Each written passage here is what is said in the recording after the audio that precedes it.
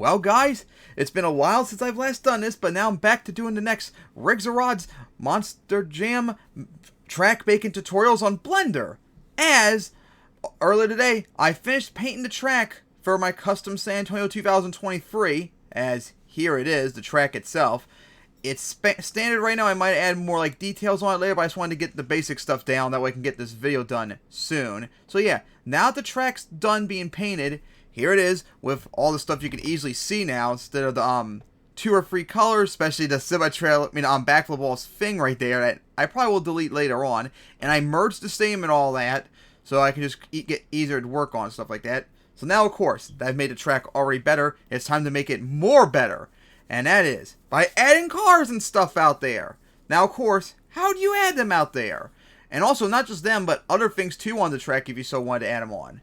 Well, you have 2 options. Outside of somehow, if you have enough skill, make them from scratch.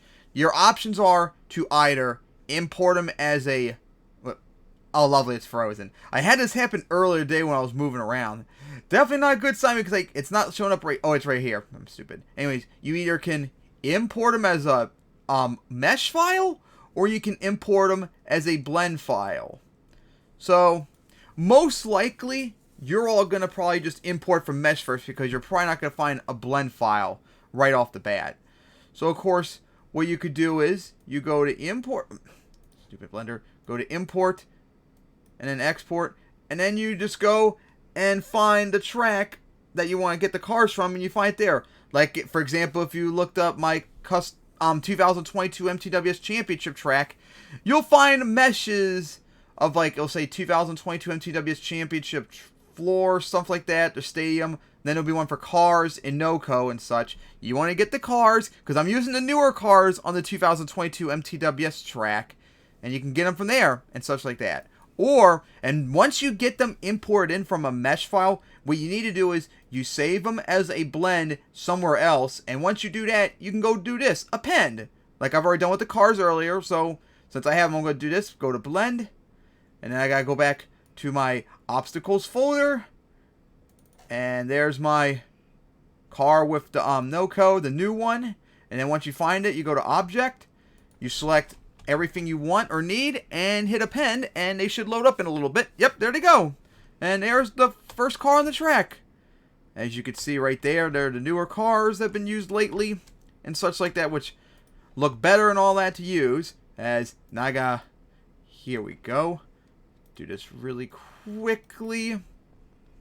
Alright, so now of course, what do you do with this car now that you have it out there? I'm trying to think. Maybe I'll just put it right over here for the moment, because there's like a gap right here.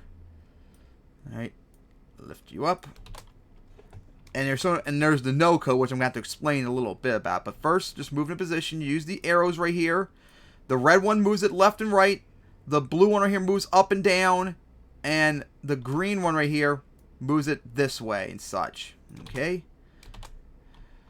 and of course this is a big track in terms of file size, so Blender has a little bit of a hard time doing stuff on here, so it's being a little bit laggier than normal. So expect it to be lagging if you did this kind of stadium model or something like it.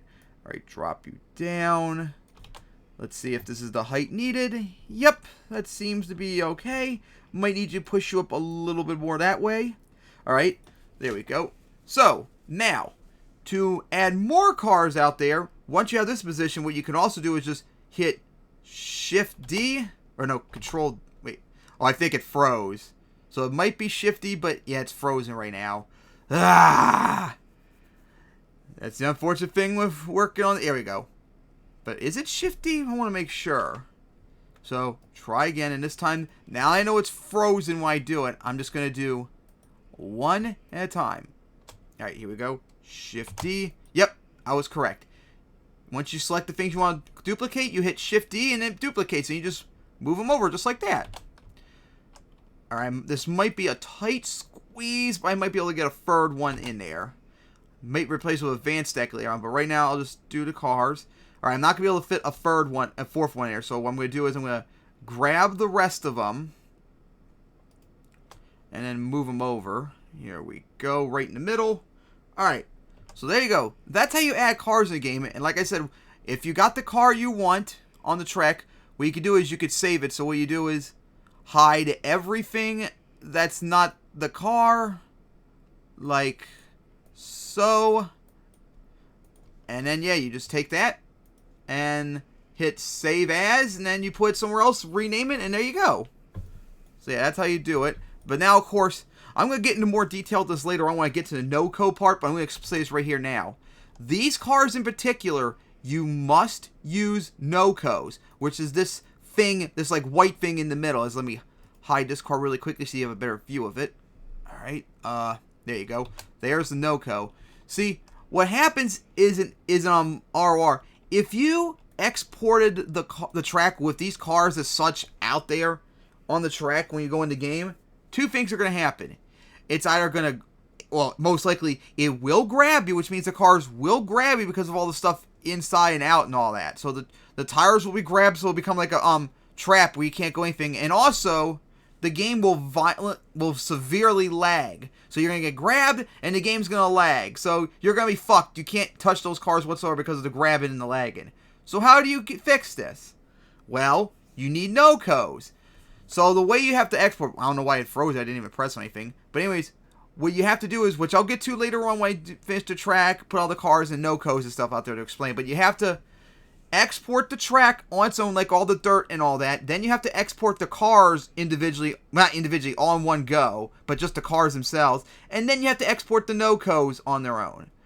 So what you have to do is, you export the cars as their own mesh file, and then we make the ODF and all that. You have to have them separate, so they'll show up in the game without lagging and grabbing, but they'll be transparent, so you just go through them with no, like, collision. That's what the no-code is for.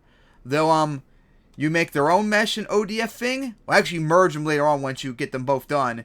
But what happens is that this will provide the collision for the car without the grabbing or the lagging. So yeah, those cars in particular, these new cars in particular are needed. You have to do no-codes. Like the old rock crawler cars, and I can't remember what cars they were, but I can import it right now really quickly, show it. Let's go back. The rock crawler cars, and then this car right here. Oh, past it. Here we go. I think this is it. Single car. Yeah, these cars, which were like the second newer cars before these ones came out, these don't need no-codes. These won't grab, or at least nowhere near as common as this, and they won't lag, at least in my experience, when I drive them. But these will lag and will grab you if you hit them, so these will require no-codes. So yeah, if you use these cars, remember, always have no-codes and stuff like that, which you could make from scratch too if you want. It's not that difficult to make these no-code things right at all. But this design right here, it's what the car got, is pretty easy to deal with. So yeah, guys, that is how you import cars and other things into the track and all that. So, of course, now the next step is going to be, I'm going to start fixing this track up, add stuff out there. I might repaint the track a little bit to add some more decal, because this was like more of just like quickly getting this done so I could do this tutorial and all that. And then I'll hopefully get to the exporting part and all that in order to show you all how exactly you export this. Alright, so I hope you enjoyed this tutorial. See you all next time once the track is done.